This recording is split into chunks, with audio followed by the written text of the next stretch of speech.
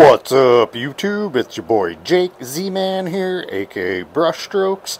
Today I'm going to show you how I fix dents on motorcycle tanks. So today working on a '07 Softail. Got this dent in it right here. As you can see, it's creased in the middle there.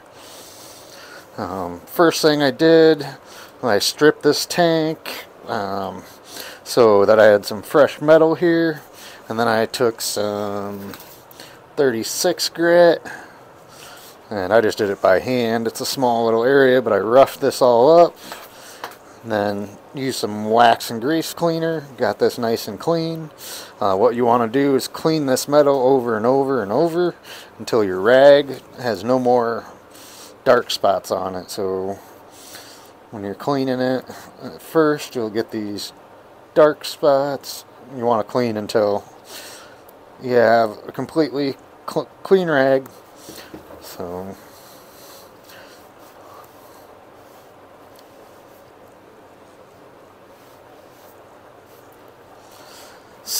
we are going to be using Duraglass by USC.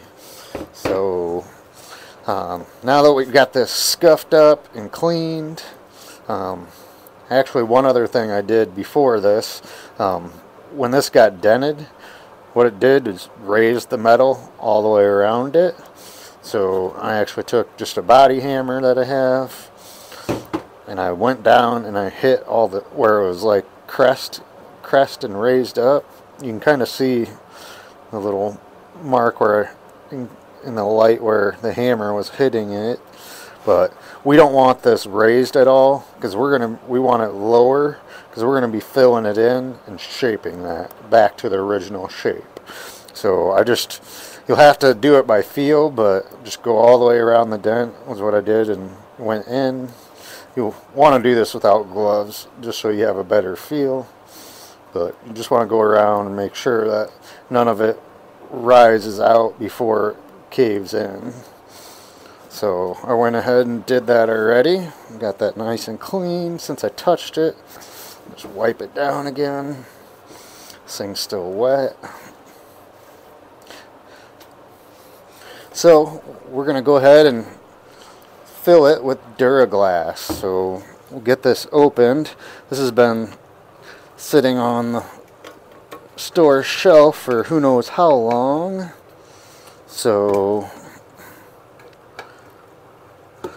definitely going to need to stir it, and there's a certain way you should do this. So as you can see, it's going to separate it, and with this stuff we do not, let's get you a better view, we do not want to stir this, we want to fold it. So get you a better view here.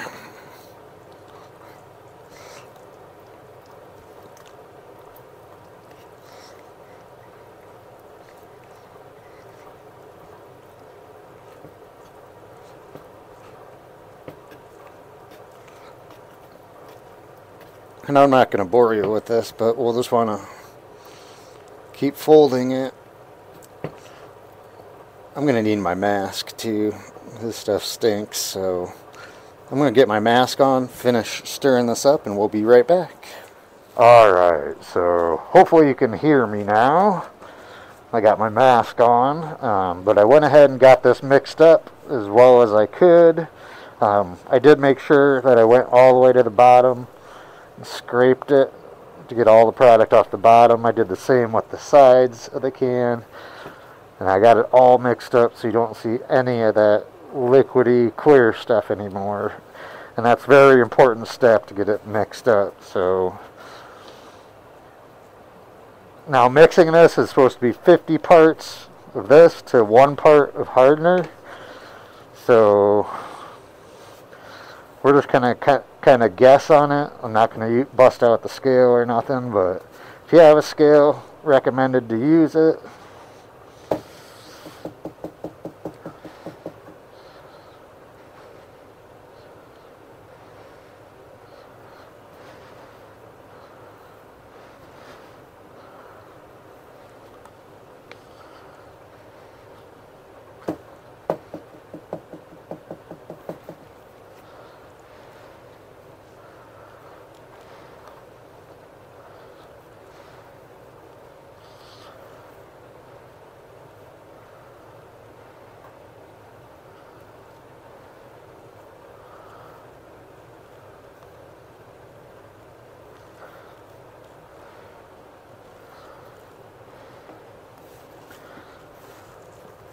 Alright, so we got about a 4-inch circle here, which is what you want. Well, is about how much I am going to need here.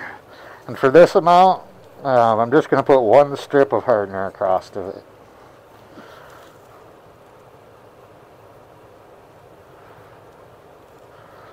Just like that. And we'll want to get this mixed up here. Alright, so we're going to want to mix this till there's no blue in there. And we'll want to fold this. We don't want to stir this. It'll introduce air bubbles, so just kind of want to fold it on top of itself and spread it out. It's very important to get this all mixed up very good.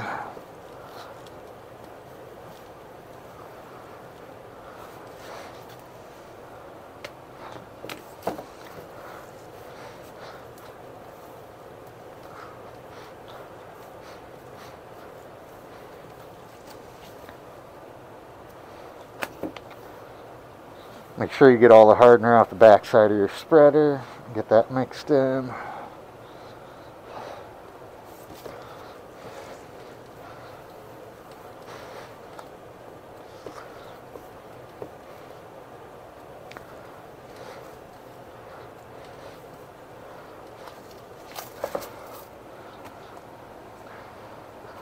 Alright, we got it good and mixed. There's no blue or discoloration in there, so want to go ahead and get this applied.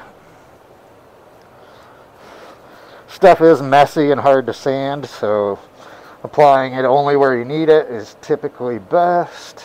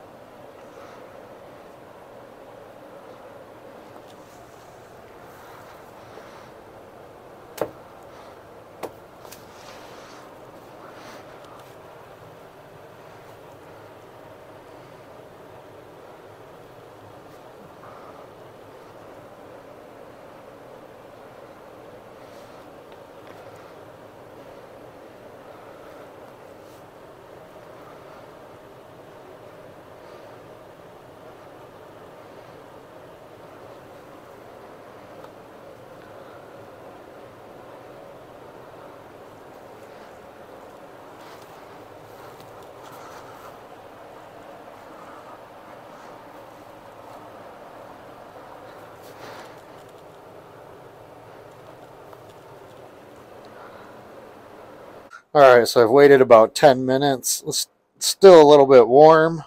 This stuff heats up to cure. You kind of want to, it's really hard to sand, so you kind of want to hit it while it's still warm. You can get some, you can actually get some more of this off, but I'm just going to go in and hit these high spots. I'm using 36 grit to kind of knock this down. I don't know what happened to my sticky back pad. Probably moved it to my storage, so I'm going to have to kind of do this by hand. But want to get the high spots mostly knocked down here with 36 grit, or even less, even lower if you had like 24 grit.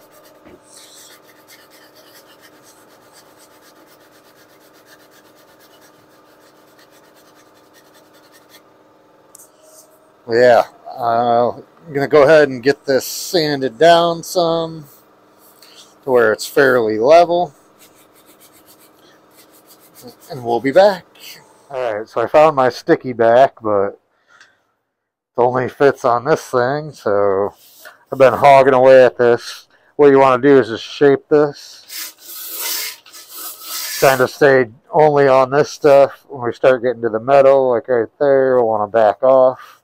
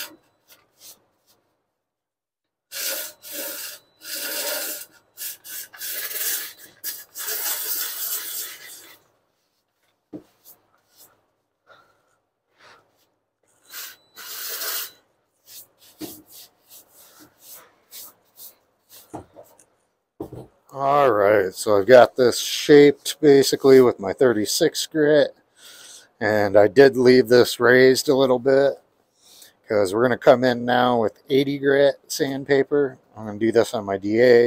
I'm going to use an interface pad too because I'm on this curve, and it'll help me shape it.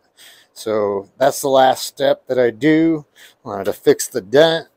So I'm not going to record it. It just got too dirty in here. My phone was covered in dust, so I won't record it, but we'll get that sanded down so it's as flush and smooth as possible with our 80 grit. And then I'll use body filler just to skim over it, fill any little pinholes or anything that's in this. So that's all I had for you this video. Hope you enjoyed. Hope you learned something. If you have any questions, drop them down below in the comments. If you don't subscribe already, I would appreciate it. If you like the video, hit that thumbs up. So that's all I had for you today. Until next time, keep those brushes stroking.